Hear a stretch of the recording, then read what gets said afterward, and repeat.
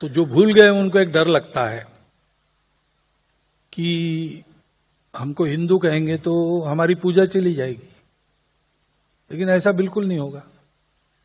अन्य देशों में हुआ है, लेकिन हमारे देश में इस्लाम के आक्रमण के साथ मुसलमान आए। मुसलमान अब तक है, इस्लाम गया नहीं, उनका है, हमारे साथ है, चल रहा है। ईसाई आए, उनकी क्रिश्चियनिटी कायम है अभी,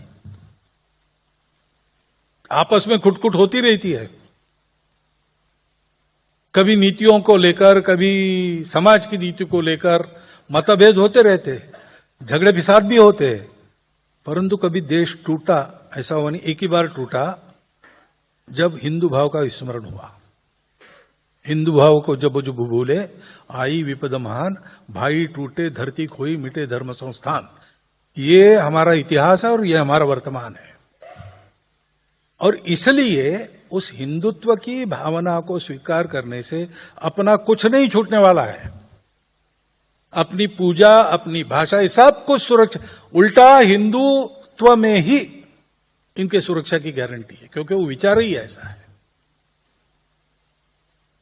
और इसलिए निशंक मन से हम ये स्वीकार करें कि पूजा से हम कोई है, भाषा से हम कोई है, किसी प्रांत के रहने वाले, किसी देव देवता की पूजा करने वाले, कुछ खान पान रीति रिवाज रखने वाले, शाकाहारी है या मांसाहारी, जो कुछ भी है, लेकिन हम समाज के नाते, राष्ट्र के नाते, संस्कृति के नाते एक है। उसको हम हिंदू कहते हैं। आप कहो ना कहो, लेकिन आप जिस शब्द का उपयोग करेंगे वो समानार्थी है। आप भारतीय कहेंगे या हिंदवी कहेंगे, एक ही बात है। एक ही बात है, ये समझकर शब्दों का उपयोग कीजिए। शब्दों के बारे में हमारा कोई झगड़ा नहीं, न किसी उपासना या तरीके से हमारा बैर है।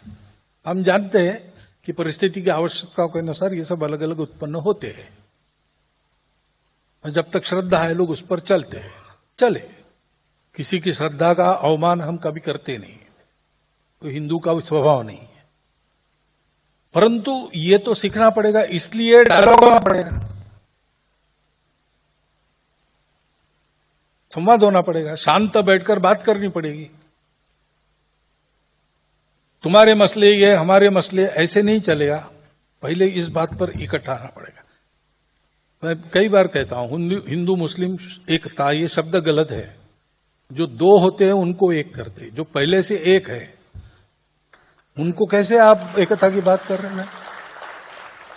हम भूल गए उस एकता को, उसको फिर से याद करना है, करनी नहीं है एकता। ये सब होने के बाद भी राष्ट्र के नाते हम एक थे।